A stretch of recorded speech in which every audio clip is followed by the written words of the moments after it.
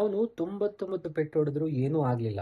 100ನೇ ಪೆಟ್ಟಿಗೆ ಏನಾಯ್ತು ಗೊತ್ತಾ? ಹೌದು, ಒಬ್ಬ ವ್ಯಕ್ತಿ ದೊಡ್ಡ ಬಂಡೆಕಲ್ಲನ್ನ ಹೊಡಿತಾ ಇರ್ತಾನೆ. 1 ಪೆಟ್ಟು ಹೊಡೆದ ಏನೂ ಆಗಿಲ್ಲ, 10 ಪೆಟ್ಟು ಹೊಡೆದ ಏನೂ ಆಗಿಲ್ಲ, 30 ಹೊಡೆದ ಏನೂ ಆಗ್ಲಿಲ್ಲ, 60 ಹೊಡೆದ, 99 ಪೆಟ್ಟು ಹೊಡೆದ್ರು ಕೂಡ ಏನೂ ಆಗ್ಲಿಲ್ಲ.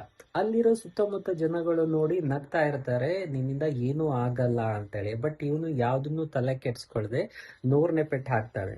100ನೇ ಪೆಟ್ಟು ಹಾಕಿದವಾಗ ಬಂಡೆಕಲ್ಲು 2 ಹೋಳಾಗ್ಬಿಡುತ್ತೆ. ಇದು ನೋಡಿರೋ ಜನಗಳು ಏನ್ ಹೇಳ್ತಾರೆ, ಇದು 100ನೇ ಪೆಟ್ಟಿಂದ ಆಗಿದೆ ಅಂತೇಳಿ.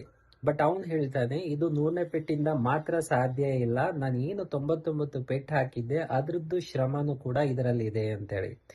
ಇದರಿಂದ ಏನ್ ತಿಳ್ಕೋಬಹುದು? ಯಶಸ್ಸಿನ ಹಿಂದೆ ಗುಟ್ಟು ಏನು ಅಂತ ಹೇಳಿದ್ರೆ, ನಾವು ಪ್ರತಿದಿನ ಚಿಕ್ಕ ಚಿಕ್ಕ ಕೆಲಸ ಮಾಡ್ತೀವಿ, ಅದು ವೆರಿ ಇಂಪಾರ್ಟೆಂಟ್ ಆಗತ್ತೆ.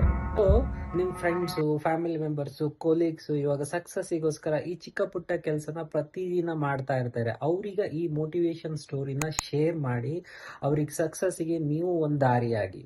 ಓಕೆನಾ? So all the best. ಹಾಗೆ ನನ್ನನ್ನ ಫಾಲೋ ಮಾಡಿ.